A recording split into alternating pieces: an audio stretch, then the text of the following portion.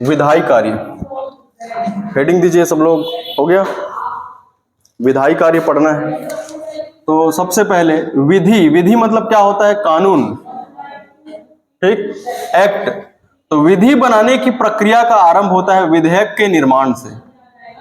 विधि बनाने की प्रक्रिया का आरंभ होता है विधेयक के निर्माण से, ठीक। विधेयक क्या है? विधेयक इंग्लिश में इसे कहा जाता है बिल। विधेयक मतलब कोई प्रस्ताव जिसका उद्देश्य कानून बनाना होता है। विधेयक क्या है?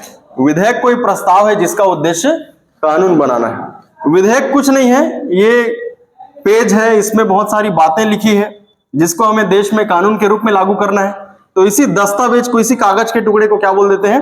विधेयक बोल देते हैं। जैसे मैं हर बार उदाहरण देता हूं, हेलमेट को अनिवार्य किया जाए, ठीक। संसद में एक प्रस्ताव लाया गया, हेलमेट को अनिवार्य किया जाए, ठीक। अब इससे संबंधित सारी बातें इस दस्तावेज में लिखी होंगी कि इसको लागू करने से क्या फायदे होंगे, लागू नहीं किए जाने से कितनी दुर्घटनाएं हुई है, कितनी मौतें हुई है, ठीक। ये सारा डिटेल इस दस्तावेज में लिखा रहेगा। इसी को क्या बोलेंगे? विधेयक, ठीक। अब ये संसद में लाया जाएगा, संसद के किसी एक सदन में लाया जाएगा। मान लो लोकसभा में लाया, लोकसभा से पारित हो गया, राज्यसभा में गया, राज्यसभा से पारित हो गया। दोनों सदनों से पारित होने के बाद कहां जाएगा? राष्ट्रपति के पास। राष्ट्रपति इस पर हस्ताक्षर कर देंगे। तो ये विधेयक अब क्या कहलाएगा? अधिनियम, ठीक। विधेयक दोनों सदनों से पारित होने के बाद राष्ट्रपति के हस्ताक्षर के द्वारा अधिनियम बन जाता है, ठीक। समझ में आ रहा है कि नहीं? विधेयक और अधिनियम दोनों में अंतर है।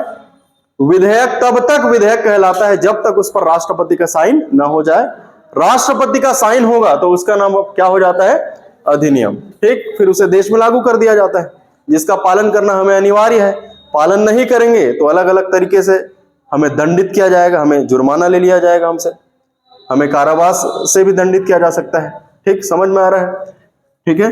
अब ये जो विधेयक हैं ये दो तरह के हो सकते हैं, एक सरकारी विधेयक और दूसरा गैर सरकारी विधेयक। विधेयक कौन कौन सा हो सकता है? एक सरकारी विधेयक होता है और दूसरा गैर सरकारी विधेयक, ठीक। आ जाओ। सरकारी विधेयक मुख्य रूप से 4 प्रकार के होते हैं। पहला है साधारण विधेयक, ठीक। दूसरा संविधान संशोधन विधेयक, तीसरा धन विधेयक और चौथा है वित्त विधेयक, ठीक। सरकारी विधेयक और गैर सरकारी विधेयक में क्या अंतर है? दोनों क्या है? तो सरकारी विधेयक एक तरफ लिख रहा हूं और दूसरे तरफ गैर सरकारी विधेयक, दोनों में अंतर है। सरकारी विधेयक और गैर सरकारी विधेयक, ठीक। सरकारी विधेयक को कौन प्रस्तुत करता है? तो मंत्री प्रस्तुत करता है। ऐसा विधेयक जो किसी मंत्री के द्वारा प्रस्तुत किया जाए उस विधेयक को सरकारी विधेयक कहा जाता है। मंत्री के अलावा किसी भी सदस्य के द्वारा प्रस्तुत किए गए विधेयक को क्या बोलते हैं? गैर सरकारी विधेयक, ठीक। समझ में आ रहा है? सरकारी विधेयक पारित होने की उम्मीद होती है कि नहीं? तो ये पारित होने की पूरी उम्मीद होती है, इसके पारित होने की उम्मीद कम होती है। सरकारी विधेयक यदि पारित ना हो तो सरकार को इस्तीफा देना पड़ सकता है। गैर सरकारी विधेयक के पारित ना होने पर सरकार पर कोई प्रभाव नहीं पड़ता, ठीक। समझ में आ रहा है? सरकारी विधेयक में सरकार की नीतियों का प्रदर्शन होता है। सरकारी विधेयक में क्या बताया जाता है? सरकार की नीतियां, सरकार के कार्यक्रम, सरकार की योजनाएं। जबकि गैर सरकारी विधेयक विपक्ष के मंतव्य को दर्शाता है। विपक्ष क्या चाहता है, विपक्ष के मन में क्या चल रहा है, ये सब कौन बताता है? गैर सरकारी विधेयक बताता है, ठीक। सरकारी विधेयक को पेश करने के लिए 7 दिनों का नोटिस होना चाहिए। सरकारी विधेयक के लिए कितना दिनों का नोटिस? 7 दिन का नोटिस होना चाहिए। जबकि गैर सरकारी विधेयक को प्रस्तुत होने के लिए 1 महीने का नोटिस होना चाहिए, 30 दिनों का नोटिस होना चाहिए, ठीक। सरकारी विधेयक को कौन तैयार करता है? तो विधि विभाग के परामर्श से तैयार किया जाता है। गैर सरकारी विधेयक संबंधित सांसद या विधायक की जिम्मेदारी होती है। सरकारी विधेयक कौन तैयार करता है? विधि विभाग के परामर्श से, ठीक। जबकि गैर सरकारी विधेयक को बनाने की, तैयार करने की जिम्मेदारी किसकी होती है? उस व्यक्ति की होती है जो प्रस्तुत करने वाला है, उस सांसद या उस विधायक की होती है। समझ में आ रहा है दोनों में अंतर? चलो बोलो, शुरू से बोलो, विधेयक क्या है? ऐसा प्रस्ताव जिसका उद्देश्य कानून बनाना हो। विधेयक दो प्रकार के होते हैं, कौन कौन सा? ठीक, सरकारी विधेयकों को चार भागों में वर्गीकृत किया गया है, धन विधेयक और वित्त विधेयक। ठीक, सरकारी विधेयक और गैर सरकारी विधेयकों में क्या अंतर है? सरकारी विधेयक को केवल मंत्री प्रस्तुत कर सकता है, गैर सरकारी विधेयक को मंत्री के अलावा कोई भी सदस्य प्रस्तुत करते हैं। सरकारी विधेयक के पारित होने की पूरी उम्मीद होती है, किंतु गैर सरकारी विधेयक के पारित होने की उम्मीद कम होती है या ना के बराबर होती है। अगर सरकारी विधेयक पारित ना हो तो सरकार को इस्तीफा देना पड़ सकता है। गैर सरकारी विधेयक के पारित न होने पर कोई प्रभाव सरकार पर नहीं पड़ता। सरकारी विधेयक सरकार की नीतियों, योजनाओं, कार्यक्रमों को दर्शाता है, जबकि गैर सरकारी विधेयक विपक्ष के मंतव्य मतलब वो क्या चाहता है ये दर्शाता है। सरकारी विधेयकों को प्रस्तुत करने के लिए 7 दिनों का नोटिस होना चाहिए, जबकि गैर सरकारी विधेयक के लिए 1 महीने का नोटिस होना चाहिए। ठीक, सरकारी विधेयकों को विधि विभाग के परामर्श से तैयार किया जाता है, गैर सरकारी विधेयकों को तैयार करने की जिम्मेदारी उस व्यक्ति की होती है जो वहां पर प्रस्तुत करने वाला है। ठीक, इसके बाद अधिनियम। विधेयक से क्या बनता है? अधिनियम। तो अधिनियम कैसे बनेगा? ये जो विधेयक है, ये जो प्रस्ताव है, संसद के किसी एक सदन में प्रस्तुत किया जाएगा, पारित होने के बाद दूसरे सदन को भेजा जाएगा, यहां से भी पारित होने के बाद कहां भेजा जाएगा? इनका हस्ताक्षर होते ही ये क्या कहलाएगा? अधिनियम, जिसे देश में लागू कर दिया जाएगा सरकार के द्वारा, जिसका पालन करना जरूरी होगा। पालन नहीं करेंगे तो दंडित किए जाएंगे। समझ में आ रहा है? चलो इतना लिखो। हेडिंग 2, विधायी कार्य। चैप्टर का नाम है विधायी कार्य, इसमें लिखें, हाँ चैप्टर या टॉपिक, ठीक है, टॉपिक है समझ लो। लिखो इसमें, विधि बनाने की प्रक्रिया का आरंभ। विधि मतलब अधिनियम मतलब कानून, ठीक है, सब समान है, समझिए। अभी विधि ही अधिनियम है, अधिनियम ही कानून है। इंग्लिश में ACT एक्ट बोलते हैं। आप बहुत दिनों बाद आ रहे हो। आप हो गया धान कटाई और मिंजाई? धान कटाई के अंत में आपने बढ़ोना कार्य किया कि नहीं किया? बढ़ोना कार्यक्रम। छत्तीसगढ़ में धान कटाई के आखिरी दिन में बढ़ोना करते हैं, नहीं करते हैं इधर, जिसमें चीला रोटी, मुर्रा ये सब बांटा जाता है। अच्छा चलो ठीक है। तो लिखिए भाई, विधि बनाने की प्रक्रिया का आरंभ विधेयक के निर्माण से होता है। विधि बनाने की प्रक्रिया का आरंभ विधेयक के निर्माण से होता है।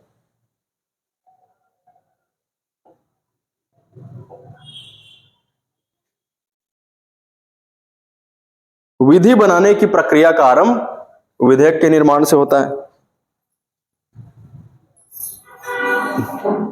नीचे लाइन से लिखिए विधेयक और ब्रैकेट में लिखिए बिल, इंग्लिश में बिल बोलते हैं, विधेयक या बिल। ठीक, इसमें लिखें,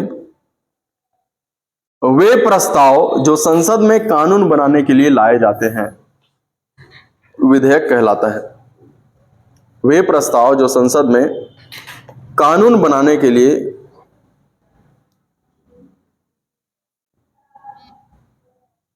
लाए जाते हैं,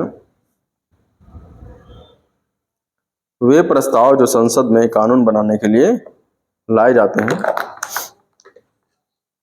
वे प्रस्ताव जो संसद में कानून बनाने के लिए लाए जाते हैं विधेयक कहलाता है।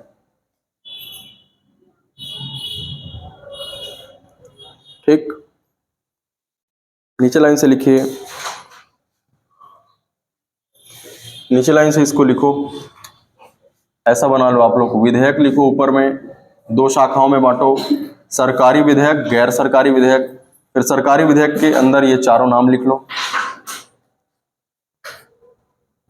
ठीक है, विधेयक लिखे, 2 शाखाओं में बांट दे, एक तरफ सरकारी विधेयक, दूसरे तरफ गैर सरकारी विधेयक। फिर सरकारी विधेयक के अंदर ये चारों नाम लिख लें। ठीक, साधारण विधेयक सरकारी भी होता है और गैर सरकारी भी होता है, आगे लिखाऊंगा मैं कहीं ना कहीं पर।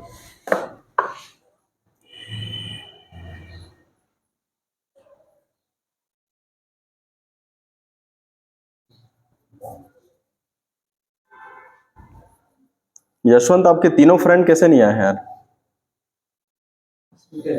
तीनों की तीनों इधर 4। अरे एक साथ कैसे सबका तबीयत खराब? गर्म पानी पीना है, ठंड का मौसम है।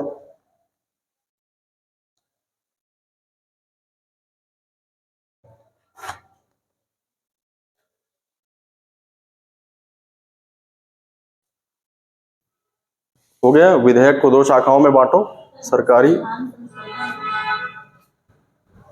हाँ ठीक है, साधारण विधेयक, संविधान संशोधन विधेयक, धन विधेयक, वित्त विधेयक। ठीक हो गया महक? सरकारी विधेयक के अंदर ही लिखना है 4 नाम: साधारण विधेयक, संविधान संशोधन विधेयक, धन विधेयक और वित्त विधेयक।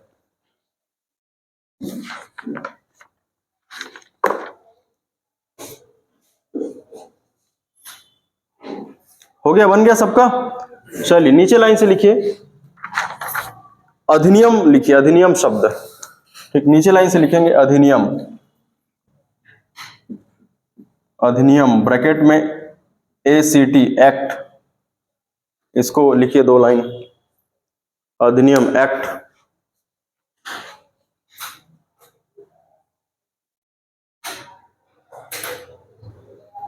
ठीक है, इसमें लिखें अधिनियम एक्ट। हो गया हेडिंग?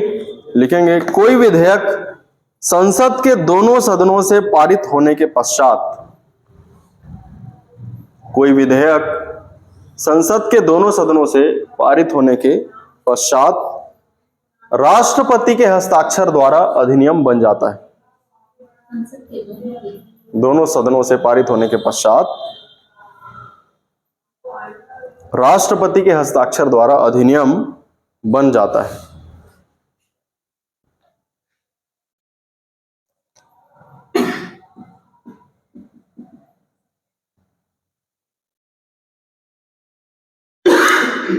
ठीक है,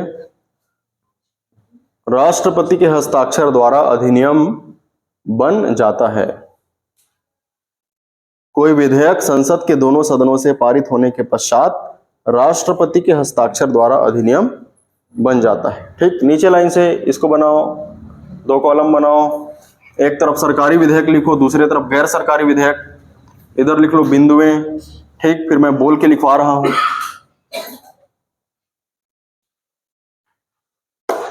स्पीड बढ़ाइए।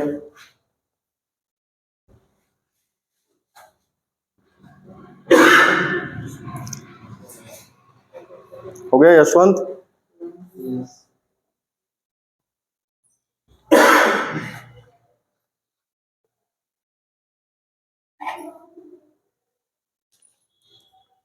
ठीक है, चलिए लिखिए बिंदुएं में पहला बिंदु है प्रस्तुतिकरण। प्रस्तुतिकरण लिखें, इसमें सरकारी विधेयक के अंदर लिखें इसे संसद में मंत्री द्वारा पेश किया जाता है। इसे संसद में मंत्री द्वारा पेश किया जाता है। ठीक, गैर सरकारी विधेयक में लिखें इसे मंत्री के अलावा किसी भी सदस्य द्वारा पेश किया जाता है। इसे मंत्री के अलावा किसी भी सदस्य द्वारा पेश किया जाता है।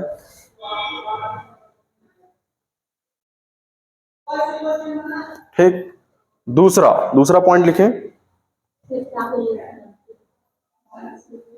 हाँ, इसे मंत्री के अलावा किसी भी सदस्य द्वारा पेश किया जाता है। इसे मंत्री के अलावा किसी भी सदस्य द्वारा पेश किया जाता है।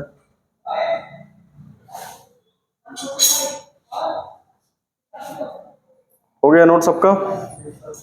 चलिए दूसरा पॉइंट, पारित शब्द लिख लो, पारित बिंदुए में। दूसरा लिखो पारित। सरकारी विधेयक के अंदर लिखे इसके पारित होने की पूरी उम्मीद होती है, और उधर लिखे इसके पारित होने की उम्मीद कम होती है।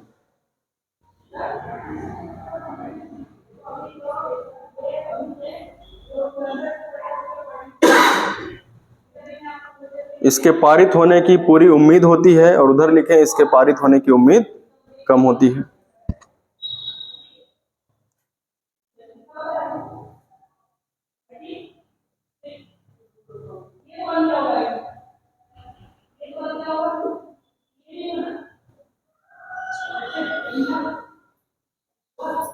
हो गया दोनों तरफ?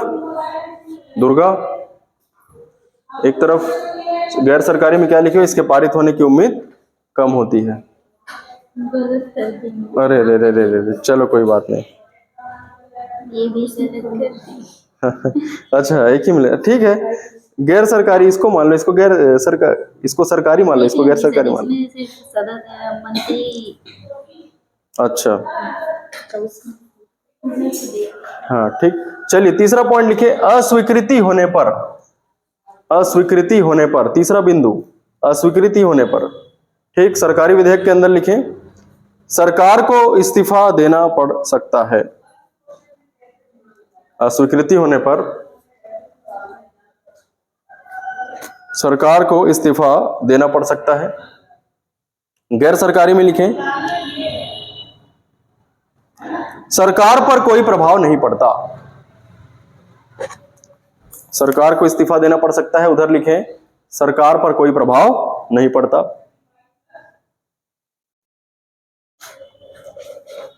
अगला पॉइंट लिखेंगे नीति, बिंदु में लिखेंगे नीति।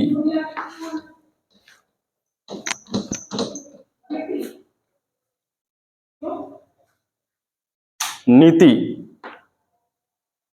ठीक, नीति में लिखें, यह सरकार की नीतियों को प्रदर्शित करता है। यह सरकार की नीतियों को प्रदर्शित करता है।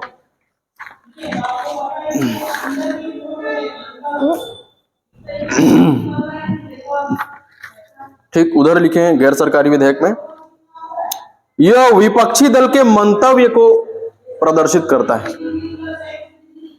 यह विपक्षी दल के मंतव्य को प्रदर्शित करता है।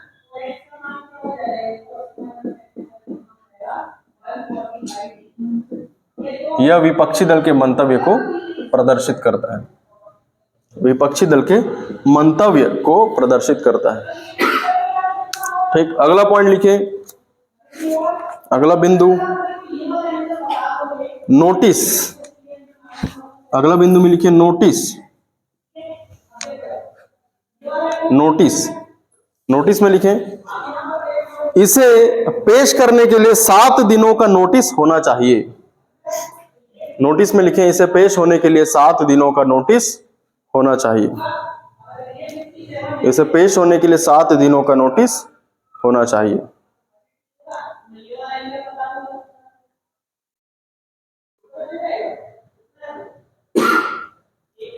ठीक, गैर सरकारी विधेयक में लिखें, इसे पेश होने के लिए 1 महीने का नोटिस होना चाहिए। इसे पेश होने के लिए 1 महीने का नोटिस होना चाहिए, बस।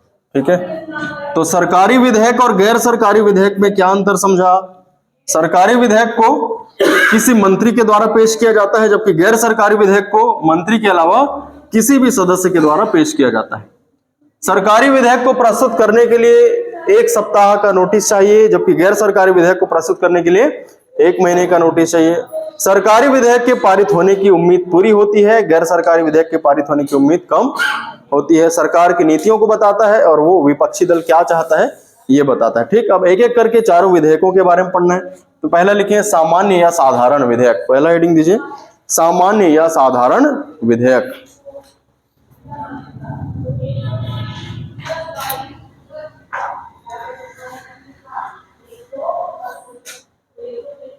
सामान्य या साधारण विधेयक, ठीक, थोड़ा थोड़ा लिखना है सब में। तो संविधान में साधारण विधेयक की परिभाषा नहीं दी गई है। पहली बात, संविधान में साधारण विधेयक की परिभाषा नहीं दी गई है। ठीक, साधारण विधेयक क्या है? साधारण विधेयक वो विधेयक है जो ये तीनों विधेयक नहीं है। कौन कौन सा? संविधान संशोधन विधेयक, धन विधेयक और वित्त विधेयक। जो विधेयक ये तीनों विधेयक नहीं है वो विधेयक कौन सा विधेयक है? साधारण विधेयक। साधारण विधेयक की संविधान में परिभाषा ही नहीं दी है। बस इतना कहा गया है कि जो विधेयक संविधान संशोधन विधेयक नहीं है, जो धन विधेयक नहीं है, जो वित्त विधेयक नहीं है, वो कौन सा विधेयक है? साधारण विधेयक। ठीक, साधारण विधेयक पर संयुक्त अधिवेशन बुलाया जा सकता है। साधारण विधेयक पर संयुक्त अधिवेशन बुलाया जा सकता है। साधारण विधेयक को संसद के किसी भी सदन में प्रस्तुत किया जा सकता है। लोकसभा में प्रस्तुत किया जा सकता है या फिर राज्यसभा में पहले प्रस्तुत किया जा सकता है। समझ में आ रहा है? ठीक। साधारण विधेयक मान लो लोकसभा में प्रस्तुत किया, पारित होकर राज्यसभा में गया, अब कहा जाएगा राष्ट्रपति। ठीक। तो राष्ट्रपति के पास हस्ताक्षर होने के लिए भेजा जाता है, या इसको उल्टा कर दो, राज्यसभा में प्रस्तुत हुआ, फिर लोकसभा में पारित होने के बाद भेज दिया, लोकसभा से पारित होने के बाद राष्ट्रपति के पास हस्ताक्षर होने के लिए भेजा गया। ठीक। तो यह साधारण विधेयक पर राष्ट्रपति का हस्ताक्षर आवश्यक है। ठीक। साधारण विधेयक को राष्ट्रपति पुनर्विचार के लिए भेज सकता है। साधारण विधेयक को राष्ट्रपति पुनर्विचार, एक बार फिर से विचार करो, पुनः विचार। ठीक। जैसे लोकसभा ने कोई विधेयक पारित किया, कहां भेजा? राज्यसभा। ठीक। इसने भी उस विधेयक को पारित कर दिया, कहां जाएगा? राष्ट्रपति के पास। अब राष्ट्रपति उस साधारण विधेयक को पुनर्विचार के लिए भेज सकेगा। ठीक। किंतु अब इन लोग पुनर्विचार करेंगे, फिर से उस पर या तो संशोधन करेंगे या संशोधन नहीं करेंगे। तो संशोधन सहित या संशोधन रहित पुनः पारित करके राष्ट्रपति के पास भेजा जाएगा। तो राष्ट्रपति उस पर हस्ताक्षर करने के लिए बाध्य हैं 44वां संविधान संशोधन अधिनियम 1978 के तहत। समझ में आ रहा है कि नहीं आ रहा है? आ रहा है। ठीक। कोई सा भी विधेयक लो, जैसे मैं एक उदाहरण लेता हूं हमेशा, हेलमेट को अनिवार्य किया जाए, ये मान लो साधारण विधेयक है। ठीक। तो हेलमेट को अनिवार्य किया जाए, इससे संबंधित सारा डिटेल, सारी जानकारी इस पेज में लिखा हुआ है। 10-15 पेज हो सकता है, 1000 पेज हो सकता है, 10,000 पेज भी हो सकता है। ठीक। इसको कहां पे प्रस्तुत किया? लोकसभा। लोकसभा के ज्यादातर सदस्यों ने हाथ उठा दिया कि हाँ भैया, इसको देश में लागू करना है, इसको पारित कर देते हैं, साइन कर देते हैं। तो ज्यादातर लोगों ने, है ना, इसमें वैसे साधारण बहुमत की आवश्यकता होती है। साधारण बहुमत, साधारण बहुमत का मतलब है उपस्थित तथा मतदान करने वाले का बहुमत। उपस्थित तथा मतदान करने वाले बहुमत का क्या मतलब, समझ में आ रहा है कि नहीं? मान लो लोकसभा में कितने सदस्य हैं? 543। उपस्थित और मतदान करने वाले सदस्यों की संख्या मान लो 400 है। तो इसका बहुमत क्या होगा? तो 400/2 + 1, 50% + 1, मतलब 201 लोग यदि हेलमेट को अनिवार्य करने के पक्ष में मतदान करेंगे, साइन करेंगे, तो ये लोकसभा से पारित हो जाएगा। समझ में आ रहा है कि नहीं? साधारण विधेयक पर साधारण बहुमत जरूरी है। साधारण बहुमत क्या होता है? उपस्थित तथा मतदान करने वाले का बहुमत। उपस्थित तथा मतदान करने वाले का बहुमत। बहुमत मतलब 50% + 1। ठीक। जैसे मैं आपको पूछूंगा कि इसके बाद कौन सा सब्जेक्ट पढ़ना है, ठीक, तो आप लोगों में से 50% + 1 ने हाथ उठा दिया कि हम रीजनिंग पढ़ना चाहते हैं, तो मैं रीजनिंग पढ़ाऊंगा। कैसे पारित हुआ? वो साधारण बहुमत से पारित हुआ। समझ में आ रहा है? ठीक है। तो ये लोकसभा से पारित हो गया, अब कहां जाएगा? राज्यसभा। तो राज्यसभा में भी साधारण बहुमत से पारित किया जाएगा। राज्यसभा में कितने सदस्य हैं? 200 सदस्य मान लो उपस्थित है, मत करने वाले हैं। अब इसमें से 50% + 1 मतलब कितना हो जाएगा? 101। यहां से भी पारित हो गया, अब कहां जाएगा? राष्ट्रपति के पास। अब राष्ट्रपति को लगेगा कि नहीं भाई, हेलमेट को अनिवार्य नहीं करना है। एक बार फिर से सोच के देखो, मुझे तो नहीं लगता कि इसे अनिवार्य किया जाना चाहिए। इसको पहनने से कई लोग ऐसे ऐसे देखने में, है ना, समस्या महसूस करते हैं। उसको समझ में नहीं आता कि राइट से कोई आ रहा है कि लेफ्ट से कोई आ रहा है। इंडिकेटर वाली समस्या इसमें उत्पन्न हो जाती है हेलमेट पहनने से। मान लो अगर ऐसा राष्ट्रपति को लगा, तो राष्ट्रपति क्या करेगा? पुनर्विचार के लिए भेजेगा। इन लोग थोड़ा बहुत काट छाट करेंगे, बोल देंगे सिर्फ 18 वर्ष से ऊपर वालों को पहनना जरूरी है, बाकी लोग नहीं पहनेंगे तो काम चल जाएगा। या 50 वर्ष से अधिक उम्र के लोगों को पहनना अनिवार्य नहीं है, ऐसा कुछ काट छाट करके वापस भेजेंगे, मतलब संशोधन करके वापस भेजेंगे या बिना संशोधन के वापस भेजेंगे। तो राष्ट्रपति अब साइन करने के लिए बाध्य है। ये कहां पर लिखा है? 44वां संविधान संशोधन अधिनियम 1978। ये हेलमेट वाला सिर्फ एग्जाम्पल है। समझ में आ रहा है कि नहीं आ रहा है? ऐसा कोई भी एग्जाम्पल हो सकता है। ठीक। तो चलिए लिखो इसको। साधारण विधेयक में लिखे पहला पॉइंट, संविधान में इसकी परिभाषा नहीं दी गई है। पहला पॉइंट लिखें, संविधान में इसको परिभाषित नहीं किया गया है। संविधान में इसको परिभाषित नहीं किया गया है। पहला पॉइंट हो गया। दूसरा लिखें,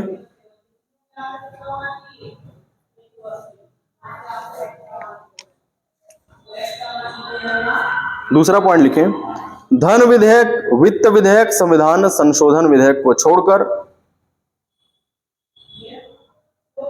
धन विधेयक, वित्त विधेयक, संविधान संशोधन विधेयक को छोड़कर, धन विधेयक, वित्त विधेयक, संविधान संशोधन विधेयक को छोड़कर शेष सभी विधेयक साधारण या सामान्य विधेयक कहलाता है।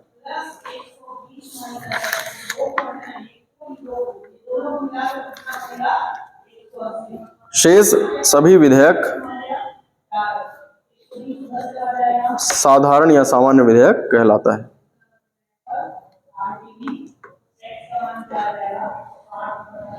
ठीक, अगला पॉइंट लिखो, इस पर संयुक्त अधिवेशन का प्रावधान है। इस पर संयुक्त अधिवेशन का प्रावधान है। इस पर मतलब किस पर? साधारण विधेयक पर। ठीक है, इस पर संयुक्त अधिवेशन का प्रावधान है। अगला लिखें, यह किसी भी सदन में प्रस्तुत किया जा सकता है। यह किसी भी सदन में प्रस्तुत किया जा सकता है। चाहो तो लोकसभा में पहले कर लो या चाहो तो राज्यसभा में पहले प्रस्तुत कर लो। यह किसी भी सदन में प्रस्तुत किया जा सकता है। यह किसी भी सदन में प्रस्तुत किया जा सकता है।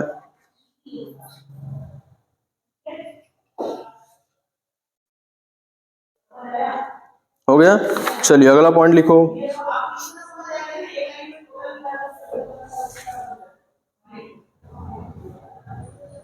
विधेयक पर राष्ट्रपति का हस्ताक्षर आवश्यक है।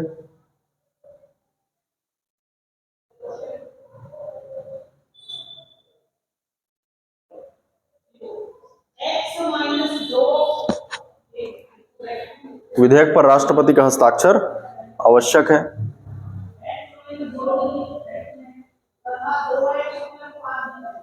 अगला पॉइंट,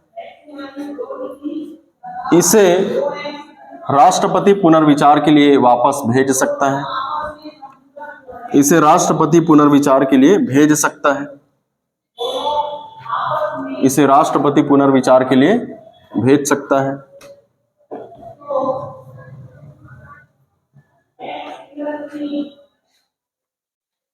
ठीक, अगला पॉइंट, इसे मंत्री या सदस्य के द्वारा, इसे मंत्री या किसी सदस्य के द्वारा पेश किया जा सकता है।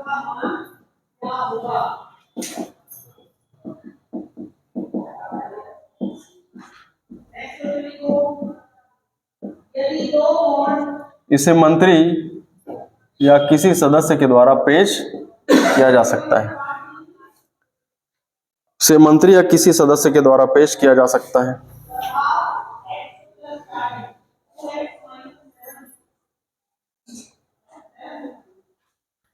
बस ये हो गया साधारण विधेयक। ठीक, तो साधारण विधेयक किसी भी सदन में प्रस्तुत किया जा सकता है, लोकसभा में पहले या फिर राज्यसभा में पहले। इस पर संयुक्त अधिवेशन बुलाया जा सकता है। इसकी परिभाषा नहीं दी गई है, किंतु जो विधेयक, वो तीनों विधेयक नहीं है, वो कौन सा विधेयक हो जाएगा? साधारण विधेयक। ठीक, चलिए अगला लिखे, संविधान संशोधन विधेयक। दूसरा नाम हेडिंग दें, संविधान संशोधन विधेयक। संविधान संशोधन विधेयक। संविधान संशोधन विधेयक। ठीक है, तो संविधान संशोधन विधेयक क्या है? संविधान में संशोधन करने के लिए लाया गया विधेयक संविधान संशोधन विधेयक है। संविधान कब लागू हुआ? पूरी तरीके से 26 जनवरी 1950 को। ठीक, अब इसमें कुछ कमियां हैं, कुछ गड़बड़ियां हैं, ऐसा अगर लगे संसद को तो उसमें संशोधन करना, ठीक, कुछ नया जोड़ना या कुछ हटाना क्या कहलाता है? संशोधन कहलाता है। ठीक, तो संविधान के किसी भाग में या किसी अनुच्छेद में संशोधन करने के लिए लाया गया विधेयक क्या कहलाता है? संविधान संशोधन विधेयक कहलाता है। यह विधेयक संसद के किसी भी सदन में प्रस्तुत किया जा सकता है, या तो लोकसभा में पहले प्रस्तुत करो या फिर राज्यसभा में पहले प्रस्तुत करो। ठीक। इस पर संयुक्त अधिवेशन नहीं बुलाया जा सकता, इस पर संयुक्त अधिवेशन नहीं बुलाया जा सकता। ठीक। लोकसभा ने पारित किया, राज्यसभा के पास गया, पारित किया, राष्ट्रपति के पास गया, पारित किया, तो यह लागू हो जाएगा, संविधान कानून के रूप में देश में लागू हो जाएगा। ठीक। मान लो लोकसभा ने पारित किया, राज्यसभा ने पारित नहीं किया, तो यह रद्द हो जाएगा। समझ में आ रहा है? ये आगे बढ़ेगा ही नहीं। मतलब लोकसभा या राज्यसभा संविधान संशोधन विधेयक को इनकार कर सकता है। ठीक। लोकसभा राज्यसभा संविधान संशोधन विधेयक पर अनुमति देने से मना कर सकता है, इनकार कर सकता है। इसके पहले हमने जो साधारण विधेयक पढ़ा उसमें लोकसभा ने पारित किया, राज्यसभा को भेजा, यदि राज्यसभा उसे अस्वीकार करता है तो संयुक्त अधिवेशन का प्रावधान है। ठीक है। लोकसभा पारित करके कहां भेजता है? राज्यसभा को। कौन से विधेयक की बात कर रहा हूं? साधारण विधेयक। तो मान लो राज्यसभा ने अस्वीकार किया और या फिर 6 महीने तक रोक दिया या कोई संशोधन किया जिससे लोकसभा सहमत नहीं है, तो संयुक्त अधिवेशन का प्रावधान है, जिसकी अध्यक्षता कौन करता है? लोकसभा के अध्यक्ष। ठीक। जबकि संविधान संशोधन विधेयक पर संयुक्त अधिवेशन का प्रावधान नहीं है। एक सदन ने पारित किया, दूसरे सदन ने अस्वीकार किया, तो यह संविधान संशोधन विधेयक क्या हो जाएगा? रद्द हो जाएगा, आगे बढ़ेगा ही नहीं। समझ में आ रहा है कि नहीं आ रहा है? ठीक है। संयुक्त अधिवेशन का प्रावधान नहीं है और इसे भी लागू करने के लिए राष्ट्रपति का हस्ताक्षर अनिवार्य है। राष्ट्रपति का हस्ताक्षर अनिवार्य। ठीक। कौन कौन से तरीकों से हम संविधान में संशोधन कर सकते हैं, इसकी व्याख्या अनुच्छेद 368 में दी गई है। भारतीय संविधान के भाग 20 के अंतर्गत अनुच्छेद 368 में दिया गया है कि संविधान में कैसे संशोधन करेंगे। साधारण बहुमत से कर लेंगे, जिसको हम संविधान का संशोधन बोलते ही नहीं है। दूसरा, विशेष बहुमत से कर लेंगे। तीसरा, विशेष बहुमत के साथ साथ आधे से अधिक राज्यों के विधानमंडलों की सहमति से करेंगे। तो ये सारा डिटेल संविधान में कैसे संशोधन किया जाता है कहां पर पढ़ेंगे? अनुच्छेद नंबर 368। अभी बस इतना याद रखें। ठीक। चलो बोलो, क्या क्या पढ़ा भाई? संविधान के किसी भाग में या किसी अनुच्छेद में संशोधन करने के लिए प्रस्तुत किया गया विधेयक संविधान संशोधन विधेयक कहलाता है। यह संसद के किसी भी सदन में पहले प्रस्तुत किया जा सकता है। इस पर संयुक्त अधिवेशन का प्रावधान नहीं है। ठीक। साधारण विधेयक में संयुक्त अधिवेशन का प्रावधान कब? जब मतभेद हो जाए उस विधेयक पर, तब। साधारण विधेयक पर अगर मतभेद हो तो संयुक्त अधिवेशन बुलाया जा सकता है। इसमें अगर मतभेद हो, मतलब एक ने पारित किया, दूसरे ने पारित नहीं किया, तो संयुक्त अधिवेशन बुलाया नहीं जा सकता, वो विधेयक वहीं पर रद्द हो जाएगा, समाप्त हो जाएगा, आगे बढ़ेगा ही नहीं। लागू करना है इसे कानून के रूप में तो राष्ट्रपति का हस्ताक्षर अनिवार्य है और इससे संबंधित सारे प्रावधान, नियम, कानून भारतीय संविधान के अनुच्छेद नंबर 368 में दी गई है। यह बताया गया है कि किन किन तरीकों से संविधान में संशोधन किया जा सकता है। कहां पर बताया गया है? 368। चलो लिखो, संविधान संशोधन विधेयक। पॉइंट नंबर 1, संविधान के किसी भाग या अनुच्छेद में संविधान के किसी भाग या अनुच्छेद में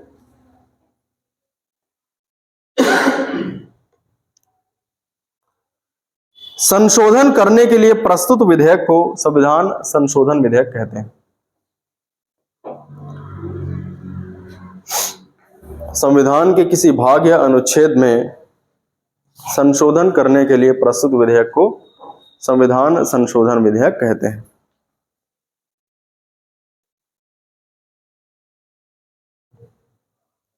संविधान संशोधन विधेयक कहते हैं। ठीक। अगला पॉइंट लिखो, यह संसद के किसी भी सदन में पहले प्रस्तुत किया जा सकता है। यह संसद के किसी भी सदन में पहले प्रस्तुत किया जा सकता है।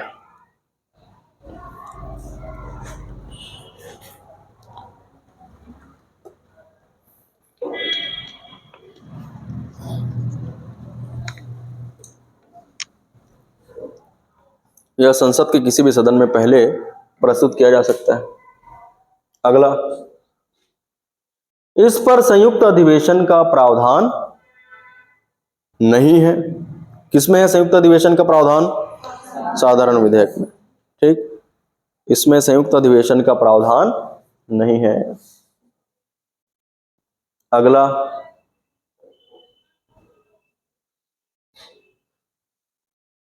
अगला लिखें, लोकसभा तथा राज्यसभा इस पर अपनी अनुमति देने से मना कर सकता है। लोकसभा तथा राज्यसभा इस पर अपनी अनुमति देने से मना कर सकता है।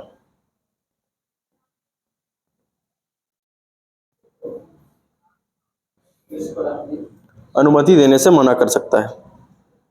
लोकसभा तथा राज्यसभा इस पर अपनी अनुमति देने से मना कर सकता है या इनकार कर सकता है। अगला, इसे अधिनियम के रूप में लागू करने के लिए राष्ट्रपति का हस्ताक्षर अनिवार्य है। इसे,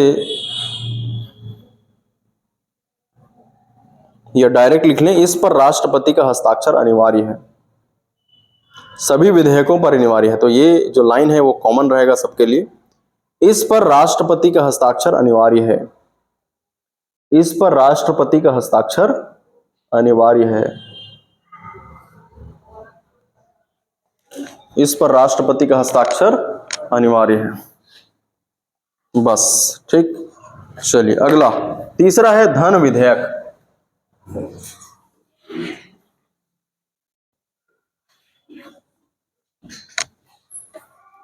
तीसरा विधेयक का नाम है धन विधेयक।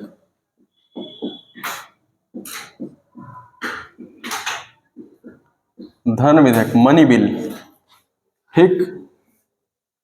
धन विधेयक की परिभाषा भारतीय संविधान के अनुच्छेद 110 में दी गई है, ठीक। धन विधेयक की परिभाषा कहां दी गई है? अनुच्छेद 110, ठीक, जिसमें लिखा है कि धन विधेयक क्या है। इसमें लिखा है, किसी कर का अधिरोपण धन विधेयक है। किसी कर का अधिरोपण, उत्सादन क्या है? धन विधेयक है। या उसमें परिहार या परिवर्तन, परिहार या फिर परिवर्तन या विनियमन, ये सारा क्या है? धन विधेयक है। आप लोग धन विधेयक सुन रहे हैं बार बार, ये है क्या एक्चुअल में? किसी कर को लगाना, अधिरोपण करना मतलब लगाना, लगे हुए कर को समाप्त करना, उत्सादन मतलब समाप्त करना, परिहार करना मतलब कमी करना और उसमें चेंजेस लाना, ठीक है, कम को ज्यादा, ज्यादा को कम, परिवर्तन करना, क्या कहलाता है? सारा चीज धन विधेयक कहलाता है, ठीक। कर को लगाना, कर को समाप्त करना, कर में कमी लाना या उसमें कोई परिवर्तन करना, क्या कहलाता है? धन विधेयक, ठीक। केंद्र सरकार या राज्य सरकार जो उधारी लेती है, तो अभी हम जो अनुच्छेद 110 पढ़ रहे हैं इसमें केंद्र सरकार के बारे में लिखा है, तो इसमें हम लिखते समय यही लिखेंगे, केंद्र सरकार द्वारा ली गई उधारी भी क्या है? धन विधेयक है। केंद्र सरकार की संचित निधि, कंसोलिडेटेड फंड ऑफ इंडिया, संचित निधि में पैसा जमा करना या यहां से पैसा निकालना भी क्या कहलाएगा? धन विधेयक कहलाएगा, ठीक। संचित निधि में पैसा कहां से आता है? तो टैक्स का पैसा आता है। केंद्र सरकार जो उधारी लेती है वो पैसा यहां पर आता है, ठीक। आगे और बताऊंगा इसके बारे में, अनुच्छेद 266-67 में है ये। आगे देखिए, आकस्मिक निधि, आकस्मिक निधि में भी पैसा जमा करना या यहां से पैसे निकालना धन विधेयक है। लोक लेखा निधि, लोक लेखा निधि से भी पैसे निकालना, यहां पर पैसे जमा करना भी क्या है? धन विधेयक, ठीक है। संचित निधि में पैसा कहां से आता है? टैक्स से आता है, केंद्र सरकार द्वारा ली गई उधारियों से आता है। केंद्र सरकार का किसी कंपनी में हिस्सेदारी है तो वहां लाभांश से आता है, जुर्माने का पैसे आता है, ठीक। आकस्मिक निधि में पैसा कहां से आता है? तो संचित निधि से पैसा आता है। यहां पर 500 करोड़ रुपया फिक्स है। जहां से पैसे निकालना है तो राष्ट्रपति की अनुमति अनिवार्य है। संचित निधि से पैसे निकालना है तो संसद की अनुमति चाहिए, और संसद की अनुमति चाहिए मतलब किसकी अनुमति चाहिए? लोकसभा, राज्यसभा, राष्ट्रपति। संसद के 3 अंग, लोकसभा, राज्यसभा, राष्ट्रपति। संचित निधि से पैसे निकालना है तो संसद की अनुमति चाहिए, मतलब पैसे जल्दी से नहीं निकलेंगे, आसानी से नहीं निकलेंगे, पैसे निकालना बहुत ज्यादा मुश्किल है, 1 महीना भी लग सकता है। संचित निधि से पैसे निकालना मतलब लोकसभा, राज्यसभा, राष्ट्रपति की अनुमति। आकस्मिक निधि से पैसे निकालना है तो किसकी अनुमति? राष्ट्रपति की अनुमति। पैसे निकालना आसान, तुरंत निकाल देगा वो, ठीक। केंद्रीय वित्त सचिव के माध्यम से निकालेगा। राष्ट्रपति आदेशित करेगा अपने वित्त सचिव को, केंद्रीय वित्त सचिव को, पैसा निकाल के दे दो भाई, तो पैसा निकाल के दे देगा। आकस्मिक निधि का प्रयोग इमरजेंसी में करते हैं, जैसे बाढ़ आ गया, सूखा आ गया, ठीक है, या कोरोना आ गया, तो अगर तुरंत ही पैसे की आवश्यकता है, अचानक पैसे की आवश्यकता है, तो पैसे कहां से आएंगे? आकस्मिक निधि से, ठीक है। राष्ट्रपति बोलेगा पैसे निकाल के दे दे, तो पैसे निकाल के दे देगा कौन? केंद्रीय वित्त सचिव। समझ में आ रहा है? जबकि यहां से पैसे निकालना तुरंत हो पाएगा क्या? नहीं। लोकसभा वाले बोलेंगे, लोकसभा वाले बोल देंगे मान लो 500 करोड़ रुपए निकाल दो, राज्यसभा वाले बढ़ाएंगे 500 ज्यादा हो रहा है 400 करोड़, ऐसा करते करते महीना बीत गया मान लो, तो फिर यहां से पैसे तुरंत नहीं निकल पाएगा। अगला, लोक लेखा निधि में भी राष्ट्रपति का नियंत्रण होता है। ये हमारा ही पैसा होता है, जनता का पैसा होता है। लोक लेखा निधि मतलब जैसे हम छोटी छोटी बचत योजनाओं के माध्यम से जो भी पैसा जमा करते हैं, LIC, इंश्योरेंस या कहीं पर भी छोटी छोटी बचत योजनाएं, तो वो सारा पैसा कहां पर जाके इकट्ठा हुआ? लोक लेखा निधि में। तो सरकार इसका इस्तेमाल करती है शेयर मार्केट वगैरह में या कहीं कहीं पर डालते जाती है, थोड़ा बहुत पैसा अपना रखती है और ज्यादा पैसा हमको दे देती है वापस। इसलिए हम LIC में जब पैसा डालते हैं तो थोड़ा ज्यादा पैसा बन के वापस आता है। अब वो कौन सा व्यय है अगर इकोनॉमिक्स में बात किया जाए तो? पूंजीगत व्यय है कि राजस्व व्यय है? हाँ ठीक है भाई यशवंत, समझ में आ रहा है? पूंजीगत व्यय है, ठीक। तो ये धन विधेयक की परिभाषा में इतनी बातें दी गई है। धन विधेयक है या नहीं, कोई विधेयक धन विधेयक है या नहीं, इस बात का निर्णय करने का अधिकार होता है लोकसभा अध्यक्ष को। ये 2 बार बैक टू बैक एग्जाम में पूछा जा चुका है कि कोई विधेयक धन विधेयक है या नहीं, इस पर निर्णय कौन करता है? तो आंसर है लोकसभा अध्यक्ष, अनुच्छेद नंबर 110 के तहत, ठीक। और लोकसभा अध्यक्ष के निर्णय को किसी भी न्यायालय में चुनौती नहीं दी जा सकती। मतलब आप याचिका नहीं लगा सकते कि लोकसभा अध्यक्ष ने इसको धन विधेयक बोला है, वो गलत है। आप इस बात को लेकर याचिका न्यायालय में नहीं लगा सकते। लोकसभा अध्यक्ष के द्वारा दिए गए निर्णय को धन विधेयक के संबंध में न्यायालय में याचिका लगा सकते हैं क्या? नहीं। न्यायालय में चुनौती दे सकते हैं? नहीं। बस, ठीक है। चलो, ये धन विधेयक की परिभाषा हो गई। अब कुछ विद्यार्थियों के मन में डाउट होता है कि ये धन विधेयक है या नहीं, तो 3 ऐसे बिंदुएं हैं जो धन विधेयक में शामिल नहीं है। जैसे यदि कोई स्थानीय निकाय स्थानीय प्रयोजनों के लिए कर लगाती है, स्थानीय निकाय स्थानीय प्रयोजनों के लिए कर लगाती है, तो उसे हम धन विधेयक नहीं कहते। स्थानीय निकाय मतलब पंचायत या नगरीय निकाय, ये कर लगाती है मान लो गांव में लाइट लगाने के लिए, गांव में सफाई करने के लिए, गांव में या कुछ भी काम करवाने के लिए, ठीक। तो स्थानीय निकाय स्थानीय प्रयोजन मतलब उद्देश्य, स्थानीय निकाय स्थानीय प्रयोजन के लिए, पंचायत या नगरीय निकाय गांव में लाइट लगाने के लिए, सफाई की व्यवस्था करने के लिए, पानी की व्यवस्था करने के लिए यदि कर लगाती है, तो इस कर को धन विधेयक नहीं कहा जाएगा। पहला पॉइंट समझ में आ रहा है सबको, ठीक है।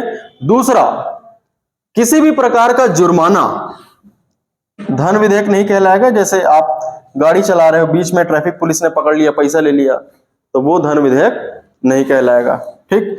तीसरा पॉइंट, अगर सरकार आपको कोई सेवा देती है और उसके बदले आपसे फीस लेती है, तो ये भी धन विधेयक नहीं कहलाएगा, ठीक। किसी प्रकार की सेवा के लिए फीस की मांग करना भी धन विधेयक नहीं है।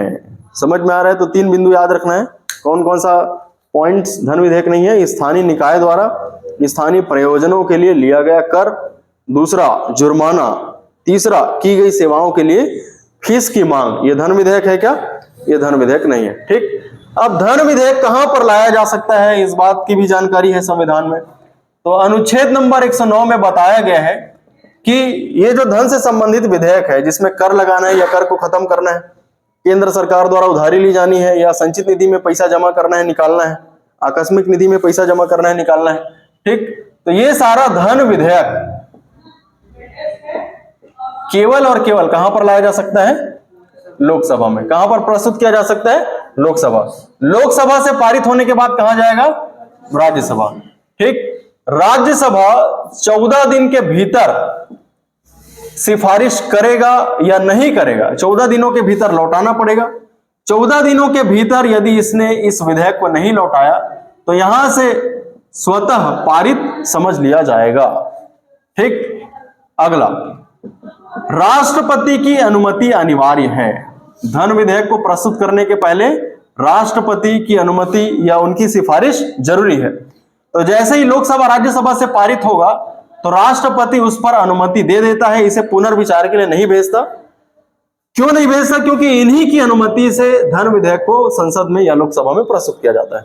समझ में आ रहा है? जैसे आप एक पॉइंट लिखे हैं, साधारण विधेयक को पुनर्विचार के लिए भेजा जा सकता है, लिखें। धन विधेयक को पुनर्विचार के लिए नहीं भेजा जा सकता। क्यों? क्योंकि राष्ट्रपति की ही अनुमति के बाद या सिफारिश के बाद धन विधेयक को लोकसभा में प्रस्तुत किया जाता है। समझ में आ रहा है सबको? ठीक है, चलो बोलो, धन विधेयक कहां पर प्रस्तुत किया जा सकता है? लोकसभा में। किनकी अनुमति या किनकी सिफारिश से? राष्ट्रपति। लोकसभा से पारित होने के बाद कहां जाएगा? राज्यसभा। राज्यसभा 14 दिनों के भीतर सिफारिशों सहित या बिना सिफारिश के लौटा देगी। अगर वो ऐसा नहीं करती तो 14 दिन के बाद विधेयक दोनों सदनों से पारित समझ लिया जाएगा। ठीक, समझ में आ रहा है सबको? तो ये हो गया धन विधेयक। लिखो, अगर अब अंतर पूछा जाए आपसे कि धन विधेयक और साधारण विधेयक में क्या अंतर है, तो बता पाओगे? साधारण विधेयक एक तरफ, धन विधेयक, क्या अंतर है? साधारण विधेयक को किसी भी सदन में प्रस्तुत किया जा सकता है, जबकि धन विधेयक को केवल लोकसभा में प्रस्तुत कर सकते हैं। साधारण विधेयक में संयुक्त अधिवेशन, धन विधेयक में संयुक्त अधिवेशन, ठीक, जैसे लोकसभा ने पारित किया, राज्यसभा ने अस्वीकार कर दिया, तो संयुक्त अधिवेशन बुलाया जाएगा। लेकिन धन विधेयक को राज्यसभा अस्वीकार नहीं कर सकता। ठीक, कितने दिनों तक रोक सकता है? 14 दिनों तक। ठीक, अगला पॉइंट, और विधेयक और वो बताओ अंतर। हाँ, ठीक है, इसे पुनर्विचार के लिए भेज सकता है राष्ट्रपति, इसे पुनर्विचार के लिए नहीं भेज सकता। अगला आप जो बोल रहे थे, अनुमति, इसके लिए राष्ट्रपति की अनुमति जरूरी नहीं है, इसके लिए राष्ट्रपति की अनुमति या सिफारिश जरूरी है। और कोई अंतर? और कोई अंतर? हाँ, बिल्कुल सही। धन के अलावा जो विधेयक है वो संविधान संशोधन विधेयक कहला सकता है। ठीक, धन विधेयक को केवल मंत्री के द्वारा या सरकार के द्वारा प्रस्तुत किया जाता है। ठीक है, धन विधेयक के केवल मंत्री या सरकार के द्वारा प्रस्तुत किया जाता है, जबकि साधारण विधेयक को किसी भी सदस्य के द्वारा प्रस्तुत किया जा सकता है। मतलब आप क्या समझे कि धन विधेयक को सरकारी सदस्य द्वारा प्रस्तुत किया जा सकता है। सरकारी सदस्य मतलब मंत्री परिषद का सदस्य, जबकि साधारण विधेयक को गैर सरकारी सदस्य भी प्रस्तुत कर सकता है। गैर सरकारी सदस्य मतलब मंत्री के अलावा कोई भी सदस्य। समझ में आ रहा है? चलो लिखना शुरू करो धन विधेयक। हाँ, वहां से नहीं निकला तो पारित का मान लिया जाएगा। नहीं, हाँ, वो साधारण जो 6 महीना वाला है, ये किसके लिए है? साधारण विधेयक के लिए। ठीक, लोकसभा ने पारित किया, राज्यसभा को गया, राज्यसभा ने 6 महीने तक रोक दिया, तो संयुक्त अधिवेशन बुलाया जा सकता है। ठीक है, ये साधारण विधेयक के लिए है। और 14 दिन वाला जो बोल रहा हूं, ये किसके लिए है? धन विधेयक के लिए। इसके लिए संयुक्त अधिवेशन नहीं है, 14 दिन के भीतर पारित नहीं किया तो अपने आप पारित समझ लिया जाएगा। ठीक है, लेकिन 6 महीने तक पारित नहीं किया साधारण विधेयक को, तो इसे पारित नहीं समझा जाएगा। क्या ऑप्शन रहेगा? संयुक्त अधिवेशन। संयुक्त अधिवेशन के मामले में लोकसभा ज्यादा भारी पड़ जाता है, क्योंकि लोकसभा के सदस्यों की संख्या ज्यादा, अध्यक्षता भी लोकसभा का अध्यक्ष। ठीक, लिखना शुरू करो। तीसरा पॉइंट लिखिए, धन विधेयक, ब्रैकेट में लिख लो अनुच्छेद 110। धन विधेयक से क्वेश्चन कई बार पूछा जा चुका है। धन विधेयक, और इसमें लिखे अनुच्छेद 110। लिखे पहला पॉइंट, किसी कर का अधिरोपण, उत्सादन, परिहार या परिवर्तन। पहला पॉइंट बोर्ड में लिखा है, देख लेंगे। किसी कर का अधिरोपण, उत्सादन, परिहार या परिवर्तन। किसी कर का अधिरोपण, उत्सादन, परिहार या परिवर्तन।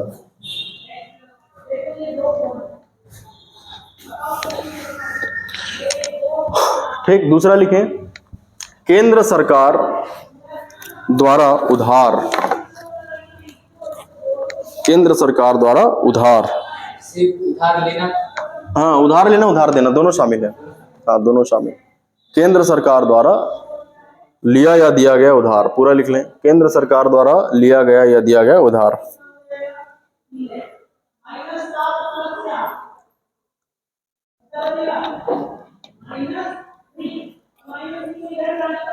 अगला, संचित निधि में धन जमा करना या आहरित करना। आहरित मतलब निकालना। तीसरा पॉइंट लिखे, संचित निधि में धन जमा करना या आहरित करना।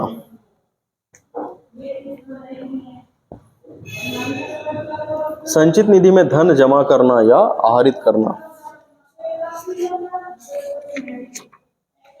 संचित निधि में धन जमा करना या आहरित करना। चौथा लिखो, हो गया यहां तक। संचित निधि में धन जमा करना या आहरित, आहरित आहरित मतलब निकालना होता है, ठीक है।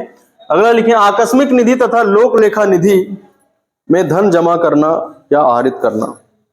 आकस्मिक निधि या लोक लेखा निधि में धन जमा करना या आहरित करना। आकस्मिक निधि या आकस्मिक निधि तथा लोक लेखा निधि, लोक लेखा निधि में धन जमा करना या आहरित करना।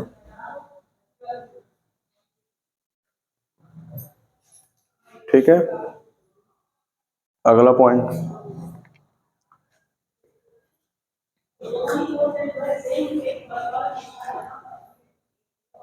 यहां तक हो गया। नीचे लाइन से लिखें, कोई विधेयक धन विधेयक है या नहीं, इसका निर्णय लोकसभा अध्यक्ष करता है। कोई विधेयक धन विधेयक है या नहीं, इसका निर्णय लोकसभा अध्यक्ष करता है। सबसे पहले लोकसभा अध्यक्ष क्या होते हैं? हाँ, जैसे लोकसभा में जब लाया जाता है तो जब राज्यसभा को भेजेगा तो एक प्रमाण पत्र संलग्न करके भेजता है कि ये धन विधेयक। हाँ हाँ, पता नहीं कौन सा है। और अध्यक्ष के नहीं ले जाते हैं।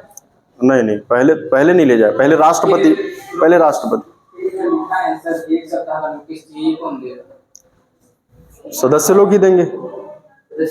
हाँ, सर कोई सदस्य कैसे देगा? सरकारी सदस्य ही देंगे, सरकार देगी, सरकारी सदस्य लोग देंगे। क्या पेश करेंगे तभी तो, अच्छा ये है बोलते हैं। किसी आप पेश करेंगे? लोकसभा में ही प्रस्तुत किया जाएगा। ठीक है, चलो आगे लिखाता हूं, फिर लास्ट वाले लाइन में आपको एक पॉइंट मिलेगा। ठीक, प्रमाण पत्र संलग्न करता है कौन? लोकसभा का अध्यक्ष। ये विधेयक धन विधेयक है। ठीक, नीचे लाइन से लिखें जहां तक पहुंचे हो। हाँ, रिपीट कर रहा हूं, कोई विधेयक धन विधेयक है या नहीं, इसका निर्णय लोकसभा अध्यक्ष करता है। कोई विधेयक धन विधेयक है या नहीं, इसका निर्णय कौन करता है? लोकसभा अध्यक्ष करता है। तथा इसके निर्णय को किसी भी न्यायालय में चुनौती नहीं दी जा सकती। इसे प्रस्तुत करेंगे, फिर जब हम चलेगा तब धन विधेयक है बोलेगा, राष्ट्रपति की पूर्वानुमति से पहले ही आ गया, ऐसा। ठीक है, राष्ट्रपति की पहले अनुमति ली जाएगी या वो सिफारिश करेगा पहला, उसके बाद ये बताया नहीं रहेगा कि धन विधेयक है या राष्ट्रपति जा नहीं सकता। नहीं, जरूरी नहीं है, राष्ट्रपति के पास पहले जाया जा सकता है। हाँ, बिल्कुल जाया जा सकता है। सर, जब ये बताएगा कि धन विधेयक है बोले, तभी राष्ट्रपति जानेगा ना कि ये धन विधेयक है, इसे पूर्वानुमति लाया है। पहले ही बोल देगा वो। राष्ट्रपति, जैसे पैसे से संबंधित मामला है तो राष्ट्रपति बता सकता है। हाँ, कंफर्म यही करेगा, लेकिन उनसे भी पूछ लिया जाएगा कि पैसा संबंधित मामले हम प्रस्तुत करने जा रहे हैं, तो प्रस्तुत करें या नहीं करें। तो बोलेगा प्रस्तुत करो भाई, नहीं बोलेगा तो नहीं करेगा, नहीं करेंगे लोग। ठीक है, कंफर्मेशन और प्रमाण पत्र देने वाला लोकसभा अध्यक्ष रहेगा। ठीक, तो कहां तक लिखे, इसे न्यायालय में चुनौती नहीं दी जा सकती। हो गया यहां तक? हाँ, तथा इसके निर्णय को किसी भी न्यायालय में चुनौती नहीं दी जा सकती। तथा इसके निर्णय को किसी भी न्यायालय में चुनौती नहीं दी जा सकती। ठीक, तथा इसके निर्णय को किसी भी न्यायालय में चुनौती नहीं दी जा सकती। नीचे लाइन से लिखें, निम्न बातें धन विधेयक नहीं होगा। निम्न बातें धन विधेयक नहीं होगा। निम्न बातें धन विधेयक नहीं होगा। पहला पॉइंट, किसी स्थानीय निकाय द्वारा स्थानीय प्रयोजन के लिए लिया गया कर। लेकिन कंफ्यूज हो रहा है। हाँ, ठीक है, चलो बताओ। तो सर किसी को पता नहीं है क्या आ रहा है, तो लोकसभा अध्यक्ष पहले बता दिए रहेंगे कि ये बिल आ रहा है, नहीं पहले कहाँ है बताएगा। नहीं सर, उसके बाद जाएगा तो बताते हैं ना, जैसे कोई गैर सरकारी विधेयक आ रहा है उसके लिए बैठे हैं बोल के हम लोग जाते हैं तो आज इस पे बैठे हैं, ये तो लोकसभा से बता देता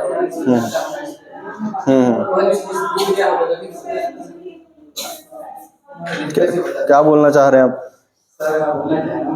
धन विधेयक है या नहीं कैसे पता चलेगा? नहीं सर, जैसे गैर सरकारी विधेयक आ गया सभी लोग को पता चल जाता है कि गैर सरकारी। हाँ बिल्कुल सही है। लोकसभा अध्यक्ष बता देता हूँ सर कि कौन प्रस्तुत कर रहा है। नहीं गैर सरकारी विधेयक आ रहा है बोल के, मतलब उसको पता या फिर मैं पकड़ के क्या मैं बताएं चलो विधेयक लाया हम लोग नहीं बता सकता। नहीं पता चल जाएगा ना भाई, कौन ला रहा है विधेयक तो पता चलेगा ही ना। पूर्वानुमति के पहले उसको दिखाना पड़ेगा ना, तब हम दिखेगा मेरे पास है, मेरे पास अनुमति नहीं है, उसको दिखाना। चलो ठीक है, देखते हैं क्या बोल रहे हो आप, मैं नहीं समझ पा रहा हूँ।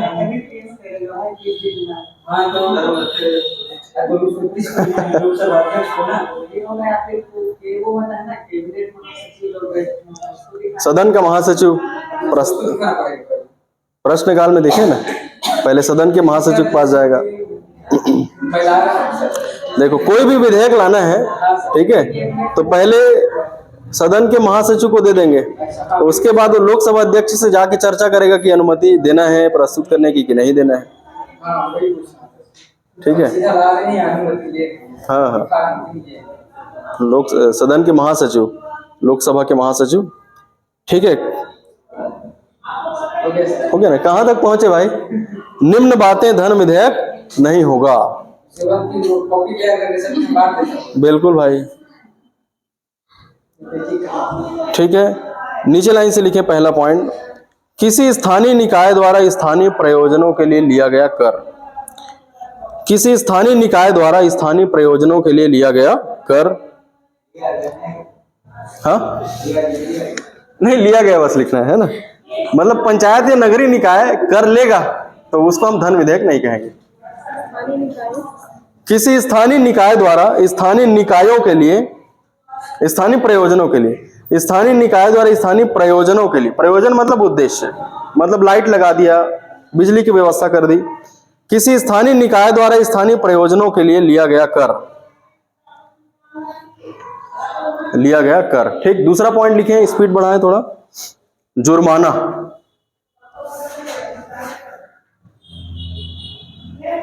जुर्माना, दूसरा पॉइंट लिखो जुर्माना। ठीक, तीसरा पॉइंट लिखो की गई सेवाओं के लिए ली गई फीस। की गई सेवाओं के लिए लिया गया फीस, फीस मतलब शुल्क। ठीक है, बस यहां तक हो गया। अब नीचे लाइन से लिखेंगे, नीचे लाइन से लिखेंगे धन विधेयक के संबंध में विशेष प्रक्रिया। धन विधेयक के संबंध में विशेष प्रक्रिया, हाँ इसको लिखना है हमको। ये धन विधेयक के संबंध में विशेष प्रक्रिया, ब्रैकेट में लिखो अनुच्छेद 109। धन विधेयक के संबंध में विशेष प्रक्रिया, ब्रैकेट में लिखो अनुच्छेद 109। धन विधेयक के संबंध में विशेष प्रक्रिया, ब्रैकेट में लिखो अनुच्छेद 109। लिखे इसमें पहला पॉइंट, धन विधेयक केवल लोकसभा में पूरा स्थापित किया जा सकता है। पूरा स्थापित आप पढ़ते होंगे, पूरा स्थापित मतलब पहले प्रस्तुतिकरण। धन विधेयक केवल लोकसभा में पूरा स्थापित किया जा सकता है, ब्रैकेट में लिख लो राष्ट्रपति की सिफारिश से, राष्ट्रपति की सिफारिश से। धन विधेयक पहले, धन विधेयक केवल लोकसभा में ही पूरा स्थापित किया जा सकता है। धन विधेयक केवल लोकसभा में ही पूरा स्थापित किया जा सकता है, ब्रैकेट में लिखो राष्ट्रपति की सिफारिश से। ठीक, दूसरा पॉइंट लिखो,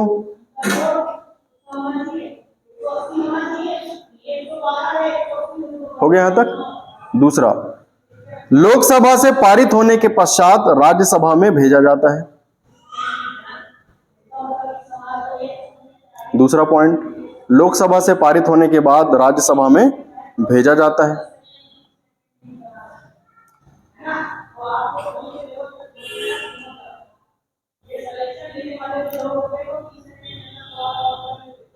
राज्यसभा में भेजा जाता है। ठीक, पूर्ण विराम के बाद लिखें राज्यसभा 14 दिनों के भीतर, राज्यसभा 14 दिनों के भीतर सिफारिशों सहित या बिना सिफारिश के लौटा देगी।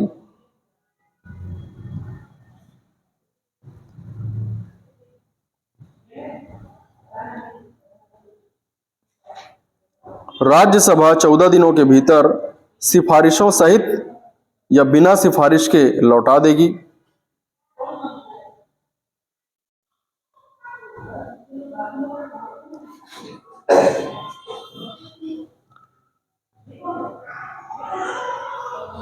यदि वह ऐसा नहीं करती तो 14 दिन के बाद विधेयक दोनों सदनों से पारित माना जाएगा। यदि वह ऐसा नहीं करती तो 14 दिन के बाद विधेयक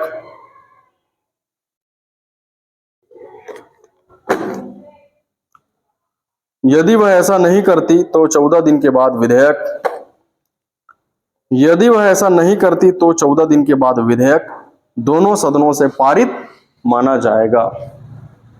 ठीक है, साधारण विधेयक और धन विधेयक में अंतर लिखिए, होमवर्क है 2 नंबर के हिसाब से, मेंस के लिए आप तैयार कर लेना। इसके बाद अगला हेडिंग दो, चौथा वित्त विधेयक कल पढ़ेंगे। वित्त विधेयक कल पढ़ेंगे, हो गया ना? क्या मतलब? हाँ, होमवर्क है साधारण विधेयक तथा धन विधेयक में अंतर लिखिए।